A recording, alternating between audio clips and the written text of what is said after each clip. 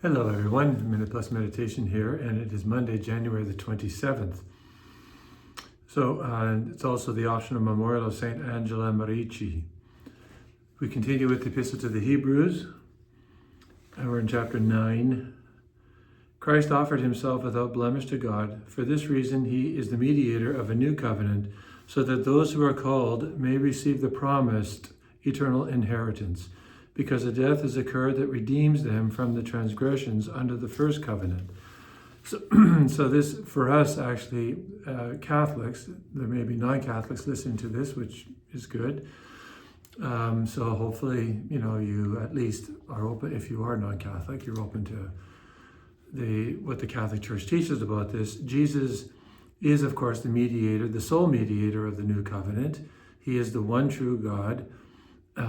But this covenant is mediated to us through Christ, but also through the human agency of individuals here in this world, and particularly through his priests. It's not a different covenant. It's the one covenant. Jesus is the mediator of the new covenant. And the new covenant is established in his blood. He said this at the Last Supper. This is the new covenant in my blood.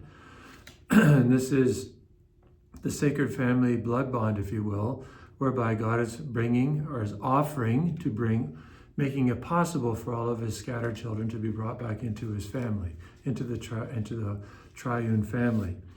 Goes on, but as it is, he has appeared once for all at the end of the age to remove sin by the sacrifice of himself.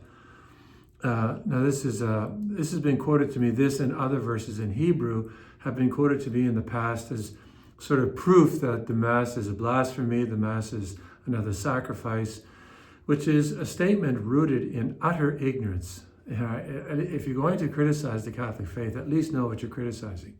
Don't take it from some Bible thumper who doesn't know anything, who's never studied the Catholic Church, who's never studied the teaching of the Catholic Church as the Catholic Church teaches it, not how you and I live it, but as the Catholic Church teaches it, whether it's in the Catechism or in the teachings of the Fathers and Doctors of the Church. And when you do this, you realize it's not a different sacrifice. This is utterly ridiculous. It is the same sacrifice that Jesus offers. He offers himself, he sacrificed the sacrifice of himself, and this is not repeated. It is simply each sacrifice, when we offer Mass, it is represented, but it's the same sacrifice that Jesus offered on Calvary. It's not a different sacrifice. This will come up many different ways, because I could go on and on about this, but I kind of have to end there to get to the gospel. Okay, we now are in chapter 3 of Mark.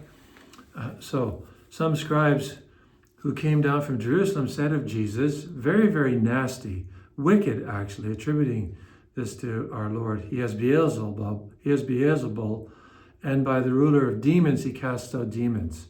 This is how twisted and nasty, wicked these individuals are. They're not willing to even honestly consider that Jesus at least has the power through holiness to cast out demons. They have to attribute it to the prince of demons, to the devil.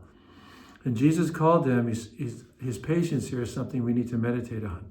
For people who irritate us, who drive us bonkers, who get under our skin, who are like a burr in our saddle, a stone in our shoe, right? He's called them, and rather than rip their face off, he says, he spoke to them in parables. He's trying to teach them. He's trying to save them. How can Satan cast out Satan? It's a question. If a kingdom is divided against itself, that kingdom cannot stand. Come on, guys, think about this. My language. Come on, guys, would you at least think about this? Give this a serious consideration. And if a house is divided against itself, that house will not be able to stand. So if Satan has risen up against himself and is divided, he cannot stand, but his end has come.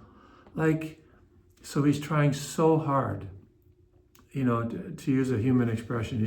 He's pulling all the tricks out of his bag, all the patience he has, all the effort that he's willing to invest in them to make them think. And this was going to pay off in some ways.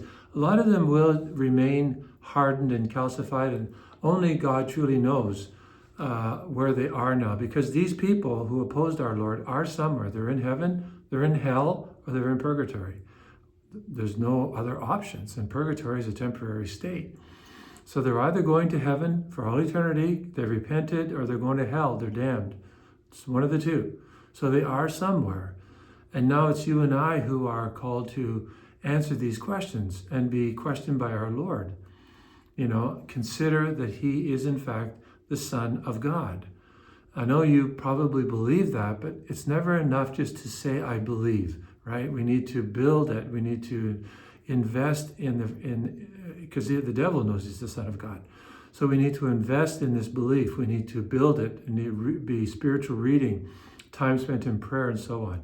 So today, give thanks to God for the gift of your faith, but never take it for granted. God bless you.